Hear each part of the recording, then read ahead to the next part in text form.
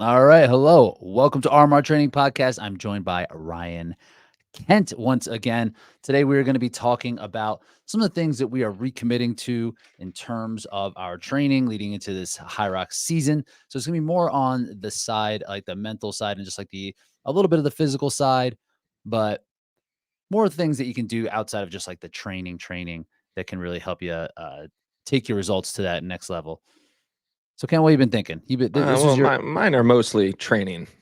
There's you a got to few get it. lifers. There's a few things in my day-to-day life that I'm going to change, but most of it's training related. Most of it's training. Well, Yeah. we can talk about both. We can talk about both. Hey, but real quick, your boy is signed up for a race. It's confirmed. You're in You there. in Dallas. You did it. You were able to do it all by yourself.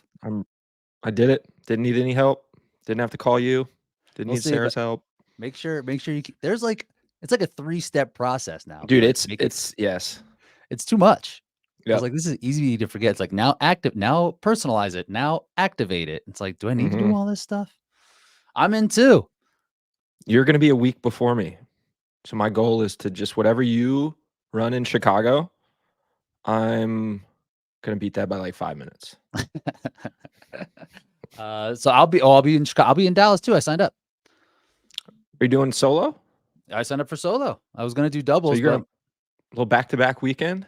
You're doing it? I gotta hope I get like back-to-back 55s the way that these courses are going. 155 isn't gonna do it for me now. I need to get like up 2 good times. So I need to take Sit advantage on of all sit these on your races. boy, dude. I'll take you right on through. It's gonna be it's gonna be stacked up. Who's going to Chicago? Um, Me, Marcus Wallace, I'm coming after him. He's riding high. I'm taking him down some. Debo, they call me Craig. Um, Greg. God, knock that the fuck out.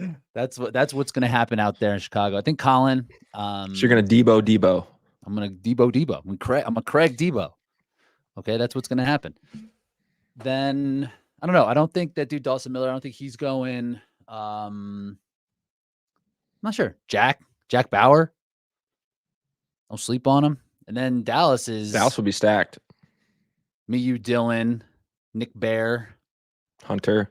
Hunter, the whole Texas squad that's out there. So I mean, that's gonna be awesome. That's gonna be Yeah. crazy. That's good for me. I want that kind of competition for my first race back. It's gonna be good. It's gonna be real nice. But so today, let's talk about some of these things. This was your idea. Some of the Sure. things that you must have been thinking about this a little bit.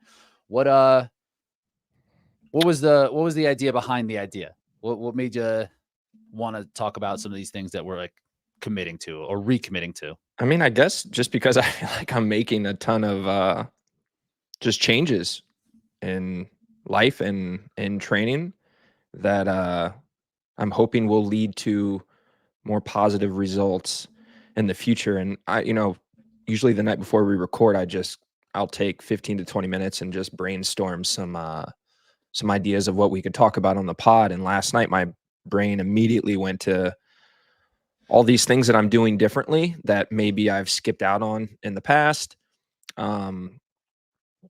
That again, I hope will lead to better results in the new season. I like it. I like it. And this is this is what's so nice about Hyrox training. Not it's nice, but also frustrating that there are so many elements that you can incorporate. That I feel like I do this almost every block that I'm like, oh, I just need to do this. And when I put this in place, it'll be better, it'll be different. And we're so far along now. I mean, this is our what was our first season? 2021, right? Mm-hmm. So we're coming into our fourth 2021, 22, 23. So it's like our fourth season, I guess you could say. Yeah. Did Right. some races before then, but as far as like an entire season, yeah. And when they started rolling out like a championship, that first year there was a championship. It was kind of there was a North selective, American championship. Oh, yes, that's right. I guess they've had championships for a while. like 2020, even during COVID, they had the thing they did, and Elite 12 or whatever. yeah, Yeah. That was more like a publicity stunt, it seemed like. But the next year it was almost like it was that was somewhere in Germany. The year at Leipzig. Leipzig, yeah. That wasn't even you could just kinda go, right? I thought they just, like, invited everybody. No, I think they picked they hand selected some people for that one. I got an invite. Dylan and David went. So you Alex would have. didn't even. I think that was when Alex didn't even get it. They didn't invite Alex. That was the Elite 12 one. That was the Oh, it one that was? was on the Okay. treadmills. Okay. Yeah. Anyway, so say we got that one, the Yep. 21, the Vegas year, Manchester year, the Nice. Nice, and the year before that was the one that you were at the North American Championships that we both ran. So say this is like our 5th season. So we've gone through this quite a bit. So now we have an idea of what we think works. I'm at the point now that I'm reintroducing things. Before it was very much the first like 3 years is new, like trying to explore and figure it out, and maybe getting rid of some things that I shouldn't have. And now I'm like kind of bringing things back to what I thought was most effective. So yeah, I like this, but there's always something in Hyrox, but this is something for this season. What we're thinking is going to be helpful for us now at our point in this career. And I initially said, let's think of like 5 things, but when I started jotting these things down, I came up with 10 like within like 90 seconds. It's Let's like if I can be able to think of things, and yeah, I mean, there's quite a few things I'm doing, and yeah, some of it is like studying what has worked in the past, what hasn't worked in the past, and I am a firm believer that like you kind of have to get some things wrong in order to find the right formula for these kind of things, and eventually you just kind of put the puzzle pieces together, and hopefully you've got the winning formula. So let's do this.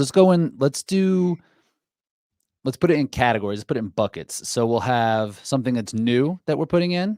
We'll each share one that's new, and then we'll each share one that we're reintroducing, and then we'll share Okay. one that is outside of training, and then we can kind of we can go through and redo it all.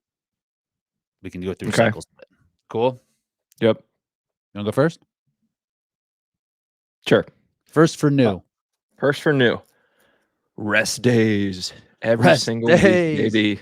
That's fair. That's Um, new. it's mainly just for body and mind recovery, and having one day per week that I can just like focus on spending time with family or just relaxing, whatever the case may be. This this rest day thing I've not always been on board with. I am definitely someone who more kind of goes by feel, and whenever I feel like I'm tired or whatever the case may be, I will say I'm taking a rest day. But it normally has to be like I get to that point where I need it. And now every single week I know it's coming. And again, the idea is the hope that it just keeps my body and mind a little fresher going into the next week, let my body absorb the training that I'd done in the previous 6 days. That way I can go into the next week feeling better and stronger than the week prior. That's a good one. That's That's huge, dude. that's on mine too. Let's go. What day are you taking rest days? Is it the same? Obviously today, Sundays, Sunday? football. Football. And it would be a weekend day anyway, because that's just when we could probably have more opportunity to go do family things. Yes. So what are some things that you would think about when considering a rest day? Like how yeah, talk about that. Why did you select the date you select for your rest day? Um, well, I guess there's really no rhyme or reason to it. Um, it just worked. Having Sunday as the day just worked best with my personal schedule. Mm. I think it could be any day of the week, honestly, because it's going to be 6 days on, 1 day off, however you look at it, even if you place it on a Wednesday, so it doesn't really matter what day of the week you put it on. But for me and the way my life is set up, Sunday just made the most sense. Mhm. But there's really no like rhyme or reason to it. So when I've been thinking about my rest days, I want them to be the day before a quality day. I feel like I'm bouncing back and hitting a quality day really well and getting the intended benefit of the quality day if I have a rest day before. But there could also be things like doing 2 hard days and then taking a rest day. There's different ways to kind of play around with Mhm. it, or like, and right now it just happens to be Saturday, which is okay. Like I have a full day of basically hanging out, which is nice. It's different. But that's just, but I'm putting it there because I've been doing quality sessions more on Sunday. So that's been a little bit of my Okay. reason behind it.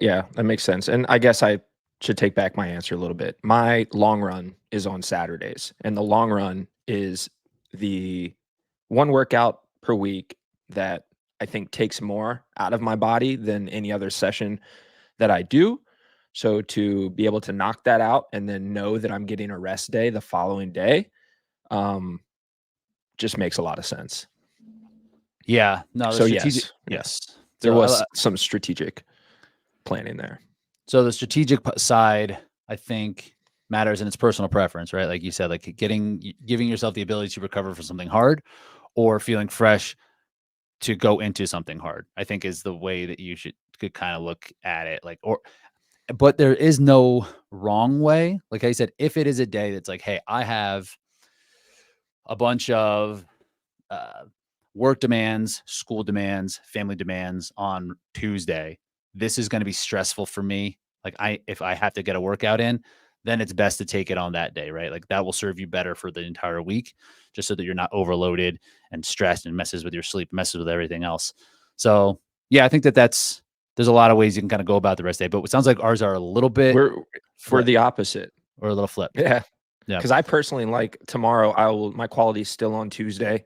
I like to just wake the body back up the first day back after a rest day and then hit it usually 2 days after. Right. You're So still yeah, I'm doing it. fresh. You're still fresh. Yeah. Yeah, I guess it's more just like a fail safe for me. It's like just so I don't fatigue myself more unintentionally, like if I don't work out at all the day before, like yesterday we were doing yard work and I even tapped out on that. I'm like, I'm gonna go like rake or something. I'm not gonna do the shoveling part. I'm out of here. It's like I got a hard workout tomorrow.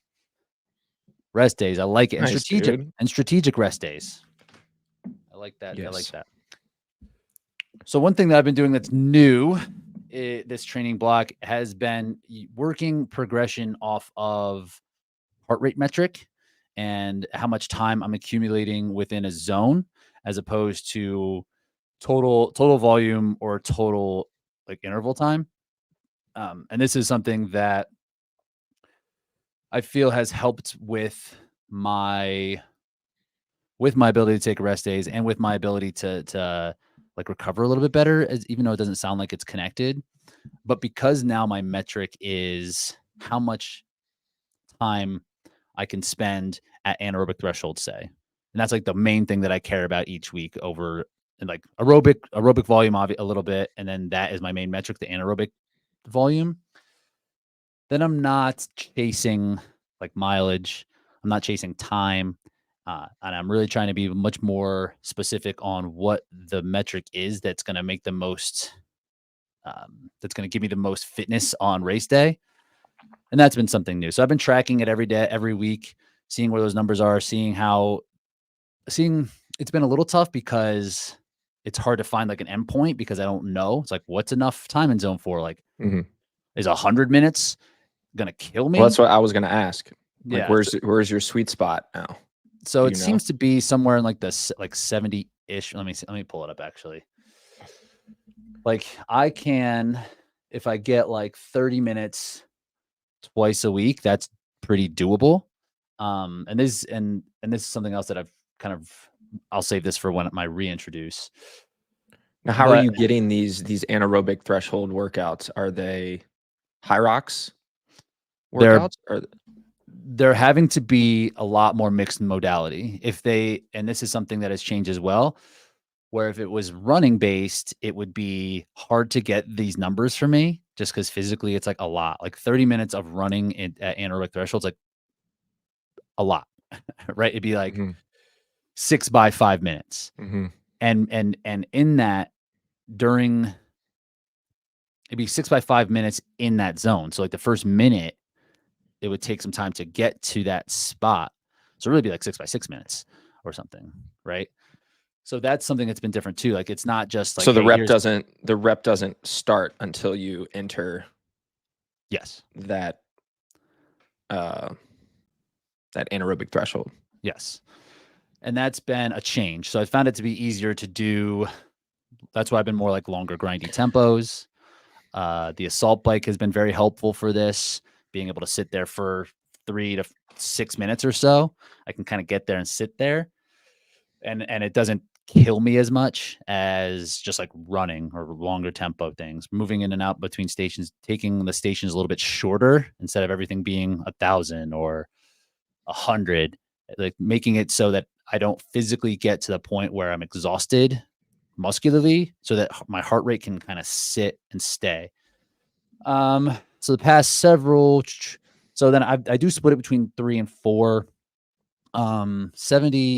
74 minutes is like a good week. I had a couple in the 90s, which were like a lot, but those were workouts that were just able to really kind of crank on the assault bike, these longer assault bike type interval pieces. So my average has been 47 over the course of 14 weeks. So of course I started with like 10, and then And I was like, it's a 20. what percentage of that would be your total weekly volume? That is something I have not. I guess I could put that in place right now, but I don't have it quite out yet. This is more of an experiment.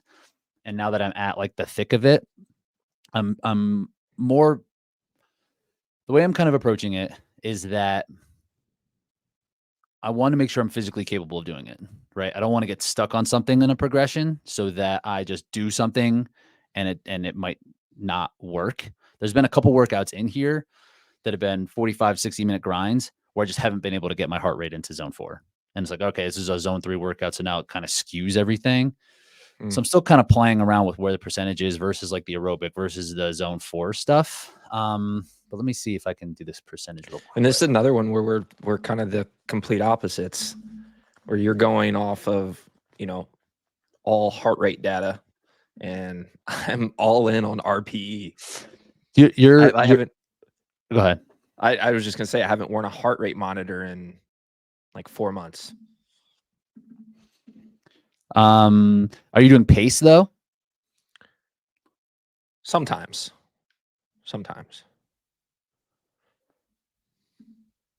I got to figure out this calculator. So I will, about this percentage, I can kind of whip this up quick.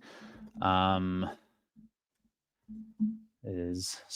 just gonna just talk to fill some space while I think for a second. Well, I mean, for example, like the workout I did earlier this week, it was kind of like a tempo run with some Hyrox mixed in it, and I had a pace that I wanted to hit, but I didn't want to overextend to hit that pace.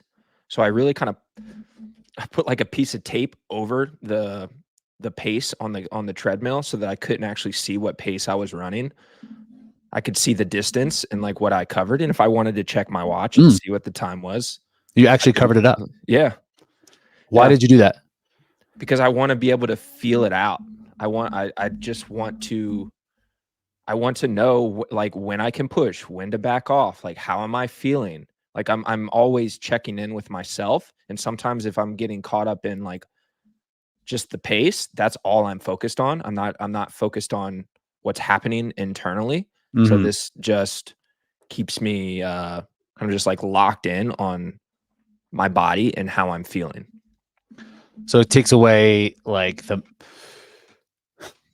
external pressure or whatever, or I guess it's internal pressure, something you put on yourself. For sure.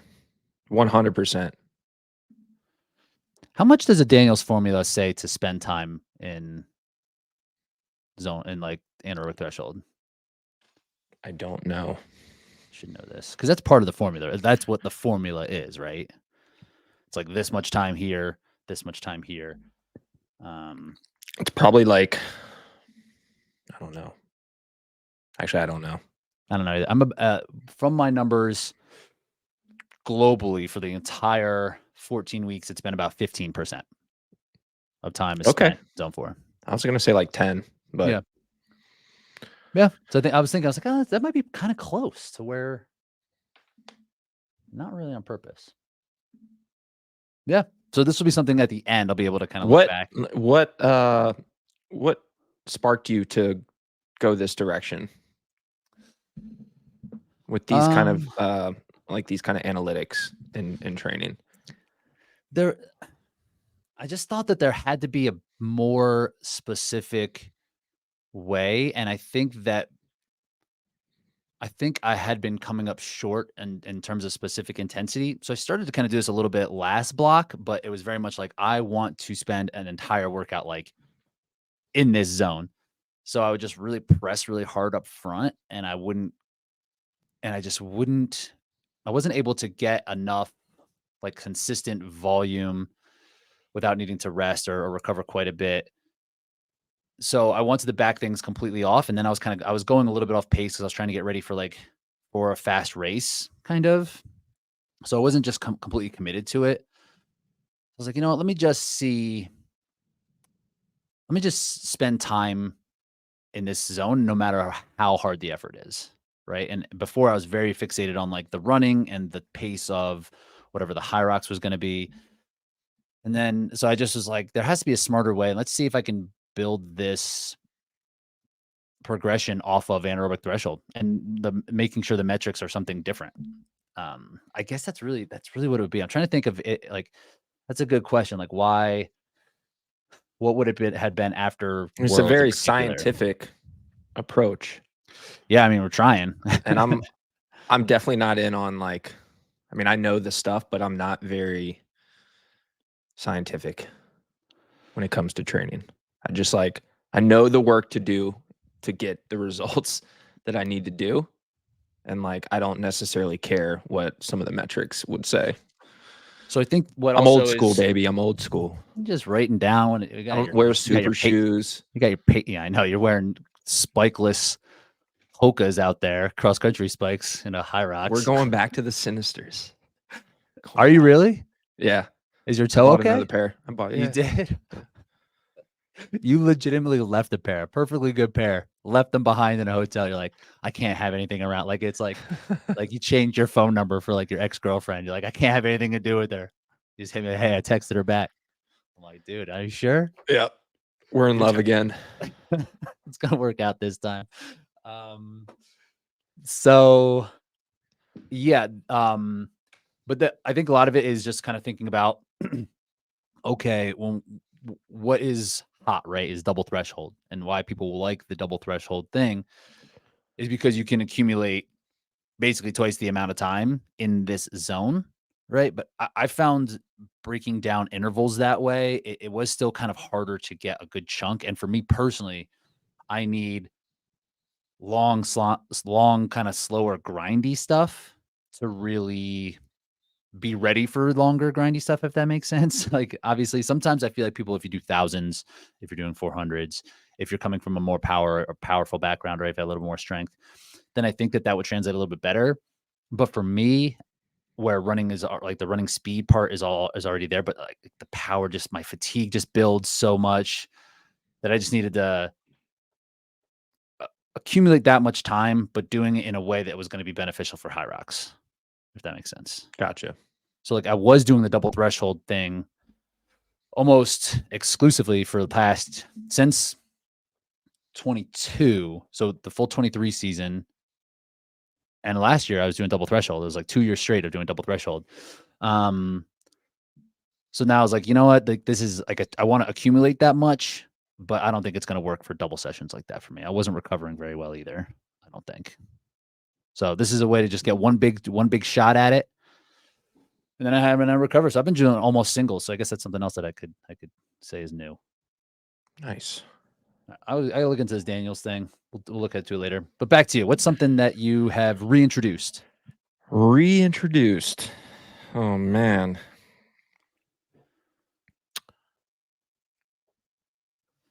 Let's see. Let's see. Let's see. I'm going through my list here. The one that's really standing out would be quality long runs. Mm. Something I've done in the past when prepping for mostly just running races. I haven't done this a ton while training for Hyrox, but it just makes me feel like a beast. And a quality long run doesn't have to be this like crazy demanding thing. Like it could just be like 30 seconds or 1 minute bursts, you know, every 4 or 5 minutes in a long run. You know, like it doesn't have to be like 1 minute on, or like 5 minutes on, 2 minutes off for 90 minutes. It could be just like 1 minute bursts, you know? And it just, I think for me, mostly it gives me the confidence that I can push hard late into an effort. That's like the biggest takeaway for me. It gives me that confidence that like the duration of something is not going to be the thing that limits my potential on that day.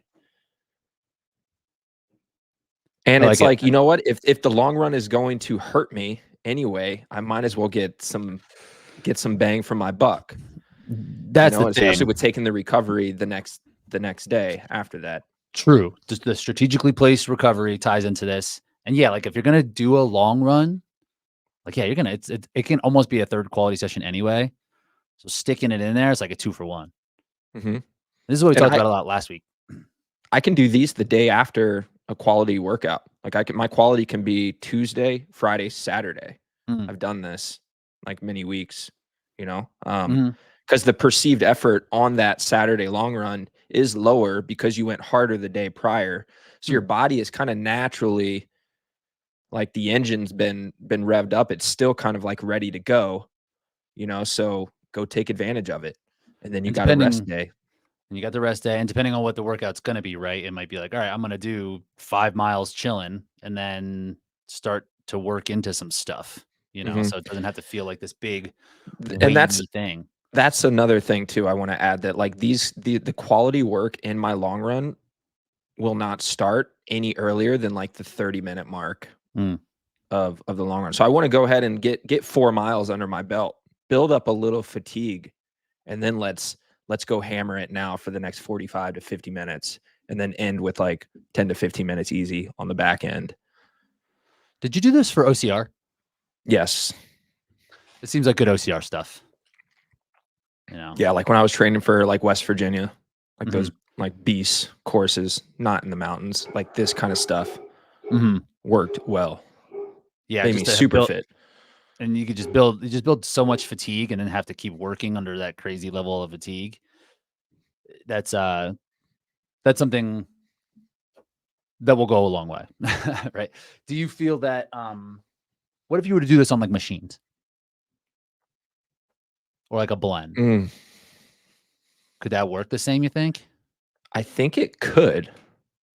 I think it could, but I haven't tried it. You gonna write some so you got something going on in your brain right now. Gotta Yeah, my write some brain's things down. spinning. Yeah. Yeah. I mean, Um, you could definitely get the heart rate response, but the piece that I'm looking for, in addition to what we've already talked about, is the pounding factor.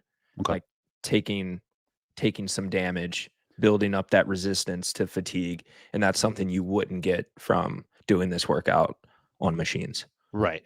Right. But So, you're I gonna mean, s yeah, if you wanted to eliminate the pounding, sure, like totally. that would be fantastic, but I'm trying to bulletproof my legs. So I've been doing yeah. The things I've been doing that are along those lines, mm, I'm actually not sure. I'll save it. I'll save it. Save it. Um, stay tuned. Make sure you listen through the whole podcast so you can how about that teaser? Is that good?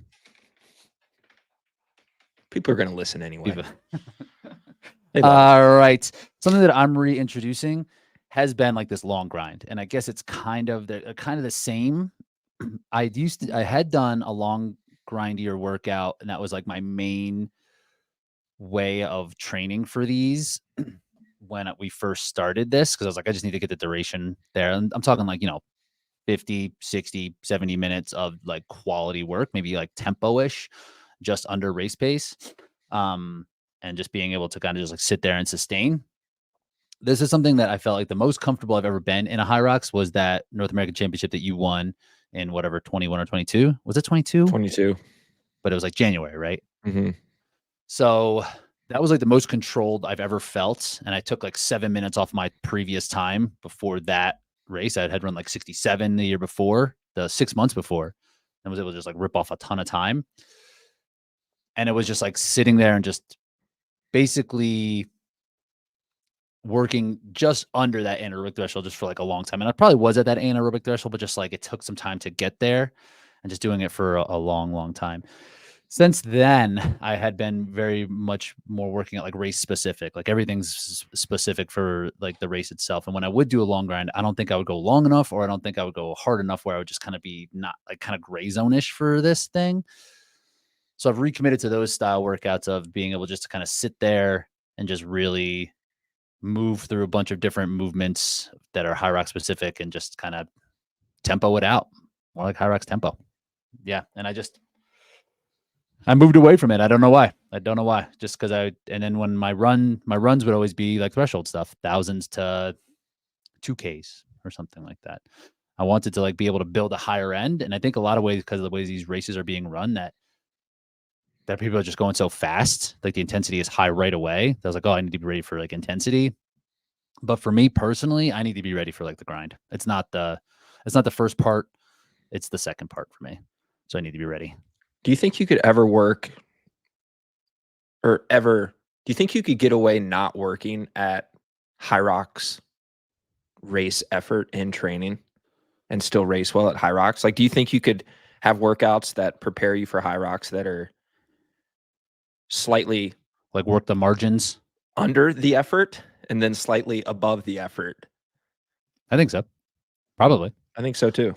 Probably. And that's probably what happened is I probably got too fixated on the actual race effort. And like every time I would do it, I'd be like, oh man.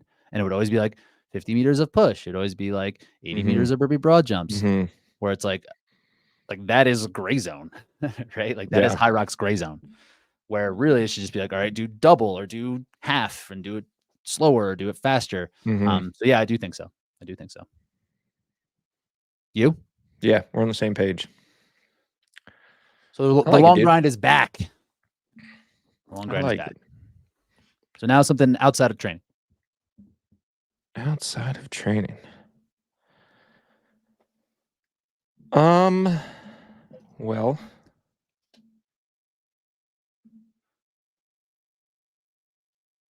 the first thing would be, I'm going to say two. The first one is limiting my alcohol consumption. There we go. I have definitely been someone who enjoys a nice glass of red wine at night. Little Pinot. Almost every night. Like, you know, I'm not getting drunk, but I would sit there and have a glass or two. It's just part of my routine.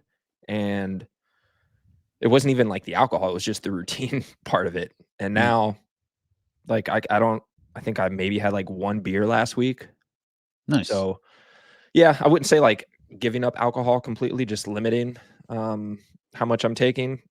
And then real quick, I just want to say the other thing is not worrying about what the scale says. You know, am I fit? Am I healthy? Is training going well? Like, those are the things that I'm paying attention to, and not like what the scale says. Because right now I'm 5 to 7 pounds heavier. I've talked about this in previous episodes. I'm bigger than I've been in the past, but I feel better. And I'm not weighing myself on the regular. You know, every couple days I might pop on there and see what we're at, but that's not what I'm focused about. Do I feel great? Am I performing in training? Like, that's what matters. So I just wanted to make sure I added that in there along with the alcohol piece. Cause it's easy, man. I've been guilty of wanting to see that number on the scale be something that it like doesn't need to be, thinking that that's going to be the thing that takes me to the next level. Yeah, that's a slippery slope, and that's not what does it. You know, it could be a byproduct of what does it, you know, if the scale is less or more, but it's because of what you're doing outside of it. You know, it's not just the scale itself. I mean, I've been there many a time as well. So I like that. And the way I generally use the scale is just as data to make sure that things aren't sliding one way or the other, to the point where like usually more on the under, like if it's going under too much, like I might not be eating enough. Like if I'm like consistently losing weight. So that's where I will kind of be like, all right, let's kind of readjust this, but not with any type of weight being like, I need it to say this. Like right now, I just need that's to be when I'm ready. I'm ready when it says X.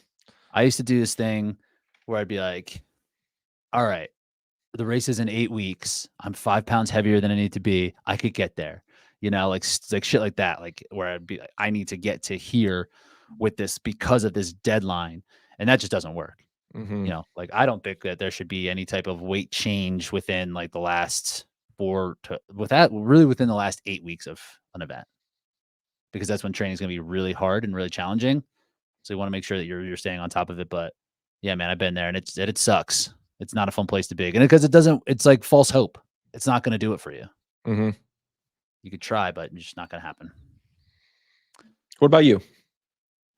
I like the alcohol thing too. That's usually something I cut out about 4 to 6 weeks to an event. So we're right in that like window now.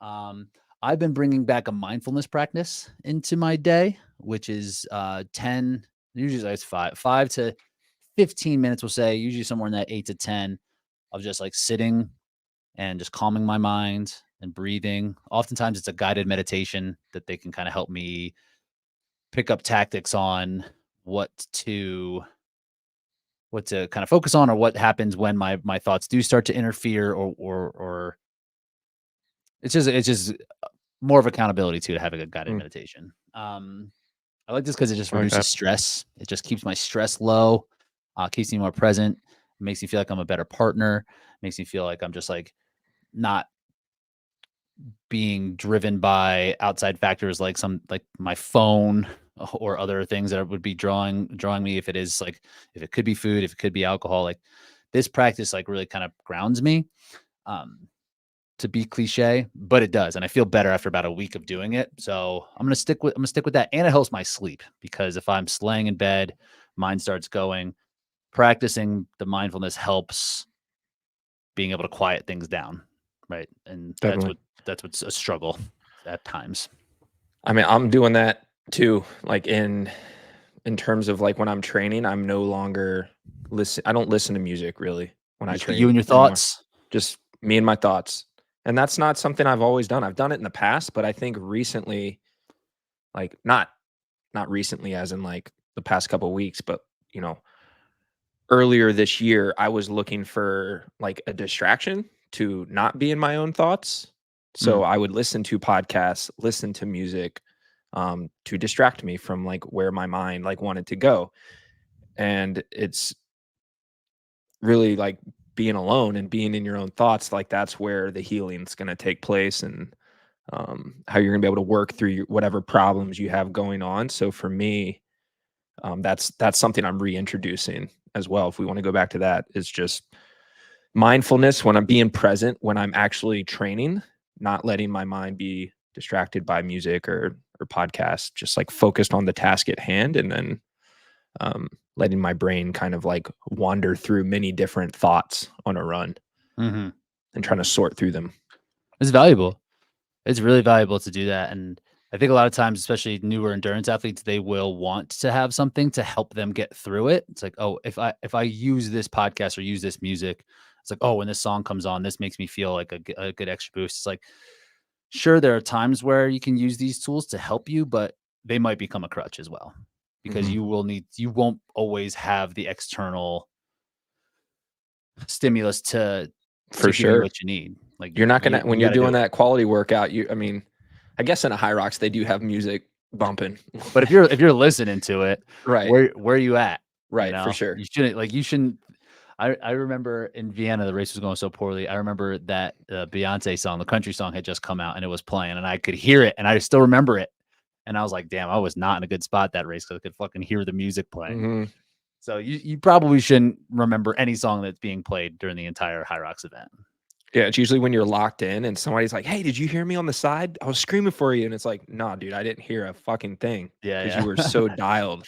Right, right. So I think So, that there is a time and place where the headphones can be helpful while training, but it's even more I think it's more valuable to just go out there, you and your thoughts. You and your thoughts. should we say one more thing? It could be training or life, Sure, we have time. or yeah. What Okay, else? so mine is doing quality workouts, like high rocks workouts later in the day Mm, to replicate more of like start time for races. I've been very much an early morning trainer for much of my life.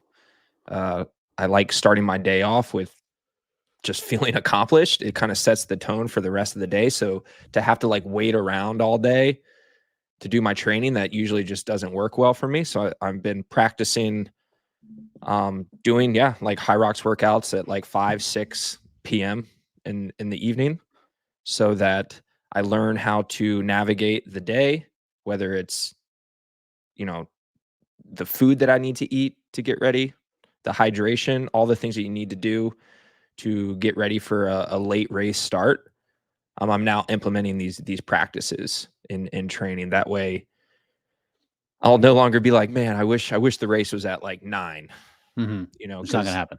yeah, like this is the reality of this situation. These races are late in the evening, and like you need to be able to know how to navigate the day to get you to the start line ready to go to war. And unless you're somebody who just can go with the flow and it doesn't really matter, um, you know, then you're probably someone who needs to practice. Mm-hmm. Totally. Totally. I So like that. I like that a lot. that's yeah. I like that a lot. Like being strategic around the time, just so you're not as rigid on what you feel like you need, because that's the thing, right? Like, yes, and everybody's in this boat.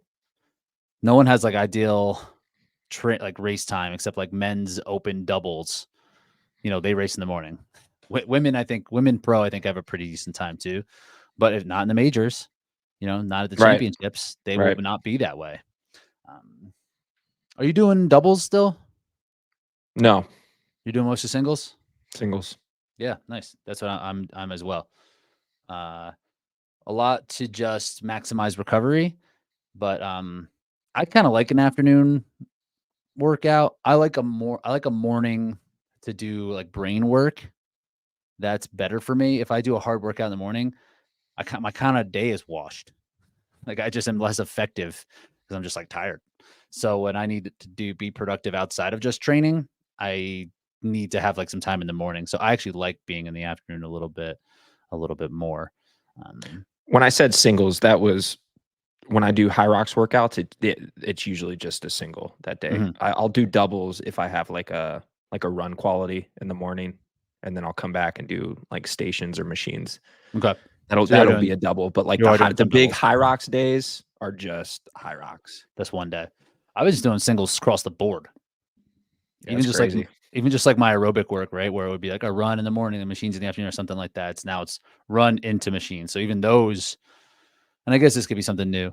Like my aerobic pieces are like 80 to 90 minutes, like broken up That's just between, that's just what it is. And as yeah. opposed to like, yeah, like a 60-minute run and then a 40-minute something else. I got my best marathon shape doing it that way. I would just do Doing, like 12 or 13 every day. yeah. Yeah. Yeah. Like no joke. And when you think, I used, yeah, when I was doing miles like that too, I'd be like, man, I'm just crushing. And then when you think about it in terms of time, it's still, like an hour and a half a day or less. It's not that much. It's not that much. Yeah. It just sucks. It's just Yeah. like redundant as can Yeah. be. That was me during COVID, just out there running. I would do 5 miles in the morning and then I'd do like 11 or 12 in the afternoon. Though I was going crazy. But what else were we doing? Just That was running. it. Just running. Just running during COVID. All right. A new thing. Wait, that was what was that one for you? That was That was training related. Uh, new. Reintroduce. that's new. That's new. That's new. Mhm. Something new I'm testing out in some of these quality workouts. So now that I'm at the point where I know I just got done saying I was like, I'm doing a lot of long grindy stuff. I did feel like there was benefit to working at high end of race pace and being specific at doing high end. Last training block, I basically just did that. I just did like 5 to 15-minute intervals faster than race pace and just try to build a progression. And the other day was more like a double threshold run day or machines. Now it's like mostly long grind.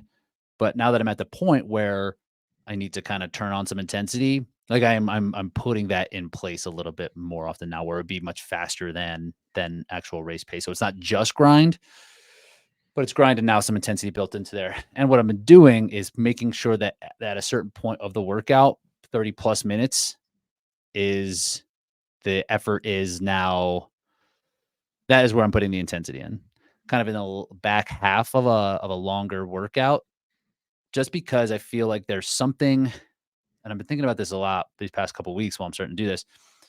This sport has something where there's no other sport that's really like this. That's an endurance event, I guess, where it's like you get to a point now you need to be powerful when you're completely exhausted after 45 minutes of aerobic work.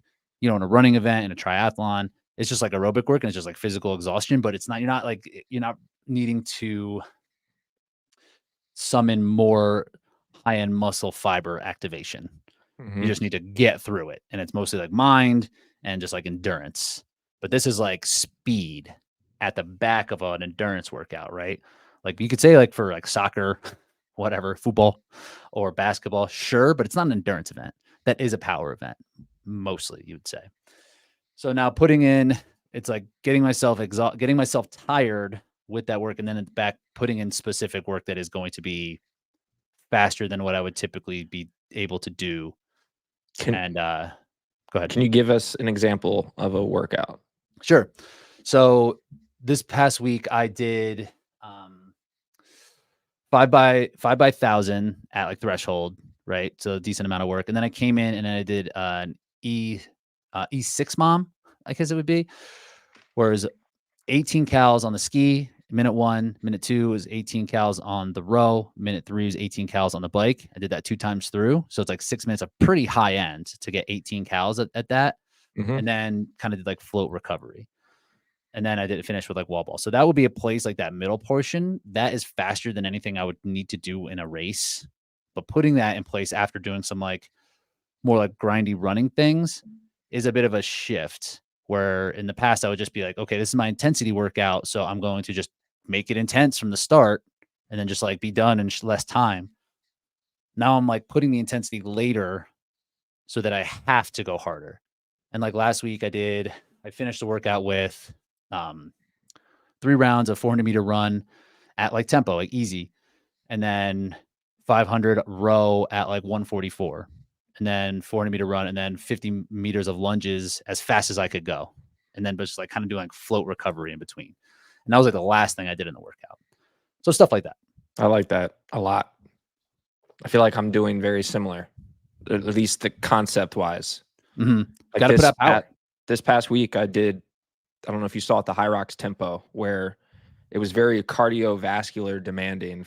It was 1 mile tempo, 1K ski, then 2 mile tempo, 80-meter burpee broad jump, 1 mile tempo, and now we implement more muscular demanding exercises, and now we're going to shorten the run in Mm. between each one, and we're totally going to shake things up here at the end. So now you've kind of just been building fatigue, sitting in a rhythm, and now we're going to shake you up and kind of see how you respond. So what does the So workout like finish with? it finished, so 1 mile tempo, 1K ski, 2 mile tempo, 80-meter burpee broad jump, back into another 1 mile tempo. And then I did a 500-meter row, and I shortened it because I wanted to put out more power. So 500-meter row at 140. Wow, nice. And then back on the treadmill for only 800, and then right into 100 meters of lunges, back on the treadmill for only 400, and then finishing with 75 wall balls. Mm. So this very demanding cardiovascular piece for the first 32 minutes or some Mhm. whatever it is, and then the last like 10, it's just like all muscular for the most part. And that's just like a demand of the sport that needs to be addressed, right? Like in the past, I would just try to put it all together, and that I think led to a bit of plateau when it comes to lunges and wall balls in particular, just because I was never going fast. I was always just like grinding away and just doing 100 and just Mhm. like so now being able to just break it up, it's a little bit mentally less daunting, and I'm actually able to work on some speed, but while being fatigued, because that's the other thing too. It's like, yeah, you can do fast lunges, like 5 sets of 20 lunges. Like, yeah, I guess that's something. That's better than nothing. But when you're fresh, it's a different game. Mhm. So working in some power late, got to make that happen. And there's just like a different level of like, and I feel like what makes this sport interesting is The strength aspect is basically how much power you have in reserve, less than how much endurance you have, I guess is a way to kind of put it, right? Like, are you able to do more work with less energy versus being able to kind of stay at a certain level of like higher end endurance? That power piece and the how much that power degradates, I think is really important to the results of the sport. I agree.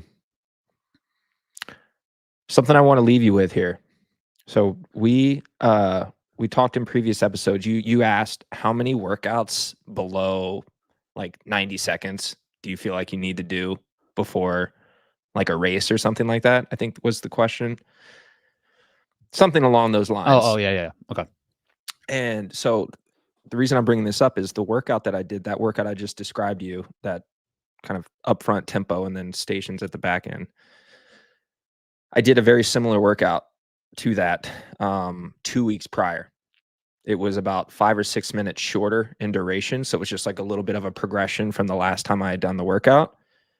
Just 2 weeks prior, okay? Earlier this week, I did my 20 by 400.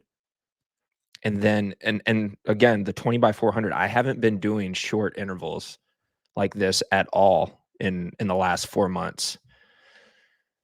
And then I hit that same tempo workout again and extended it by 5 or 6 minutes, and I was averaging 12 to 15 seconds per mile quicker than I was 2 weeks prior.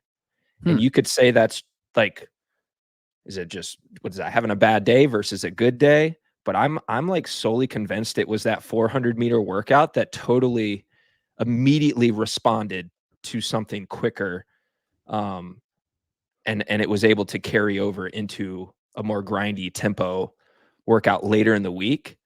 So it's I'm starting to think that you don't even need, like, you could save it for the very end to do some, Yeah. like, Do some high and I end. wouldn't say it was like high end because I was still, but I would say it was about 5K pace, 20 by Yeah, that's fast. 400 at about At 5K 5K pace, pace, that's very fast. Yeah. so yeah, I don't know, man. I'm like, whoa. I was like, whoa, I need to back up. I need to go back into doing more grindy now. I need to get away from these intervals. I need to go back to that. And then I'll just implement something shorter, like, the week of or the week prior to the Yeah. race. Now I'm like, I want to get away from doing short intervals again, because I feel like that's just going to make my fitness pop like way too soon. Yeah, I mean, as long as I would say as long as you're just not consistently doing it, like if you can pop it in there every 3 weeks or so, it Yeah. should be enough time to maintain because you can lose it too, right? Like if you like, yeah, you're that's the quickest thing that's gonna come around is that like neuromuscular kind of piece of it where you are just like able to run a little bit faster. But you will lose that quicker than you would lose your aerobic gains, probably every like 2 weeks or so, would probably 2 or Mm-hmm. 3 2 weeks Yeah. to yeah, 2 to 3 weeks, adding that in just to keep that present, just so you can hopefully continue to build. So, Yeah. yeah, I It like was it. just like an eye opener. I was like, damn, like that one shorter interval workout kind of made my fitness pop. And I like was an immediate responder to that workout. Yeah, it's good to know. Crazy. It's Yeah. good to know because hey, yeah, you can save it. It can work. Mm-hmm. All right, let's wrap this thing up. RMR What do we Training got? App is now on Strivee. If you are a member, please migrate over. You should receive some emails. There are some directions within Playbook that you can follow. Okay, I was gonna say, because I've gotten some DMs, quite a few DMs about people wondering what happened to Playbook. I guess the workouts are no longer on there, and they did not receive an email. What do you think? Everybody, I mean, they should have Can received can an what email, can we and it's can within we Playbook. So okay. What would be the steps to take? so Just if you download. are, so you still have access to Playbook. The only thing that is not in Playbook right now is the daily programming. That is over on Strivee. Everything else is still in Playbook and will still be there for a couple more weeks. If you're an annual member, you can have access to Playbook for the remainder of your annual membership. You do not need to migrate over if you don't want to. You will still have access to Playbook, but you cannot join Playbook now. And the monthly will eventually end out. There is right when you enter your Playbook app, the first thing that you're going to see is the new software for RMR app, action required, and the first piece there. And then that will give you the steps and directions on how to migrate over to Strivee. We have some discount codes for the previous members on there that you could follow to find. There have been at least two emails sent out. I would just check your spam. Check your spam if you can. Nah, that was good. That's what I was looking for. So that's happening. That's really it. What else you got going on? We got Chicago, Dallas coming up. That's less. Chicago's less than a month. We're going out to Austin next Going week. to Austin. Yes, well, indeed. Not next week. The week after next week. 28th to the 30th, right before it's a little Halloween time. Yep. A little trick or treat in Austin. And go hang out with our guy Nick Bear. That'll be fun. Do a little training, get a little content. That's gonna get him ready. Get him ready for Dallas. He's gonna get you ready. He's gonna give you all sorts of work. You're out here. Like, you guys want to do like a 8-mile easy run? It's like, no, we're here to train. Throwing down. Go see those bats here. You seen the bats in Austin? No, they got bats. Bats, like bat caves. Like I think it's this bridge that has hundreds of bats. Oh, remember that cave we went into in Dubai? Oh yeah, we saw. Crazy, dude. That was a very crazy experience. That we went on. This is a story for another day, but we went on a mountain hike way out in the middle of nowhere and stumbled upon a legitimate bat cave. Guano up in there. Guano. Ace Ventura, When Nature Calls. That's shouts to Jim Carrey. All right, that'll wrap us up. We'll talk to you guys soon. See you guys next week.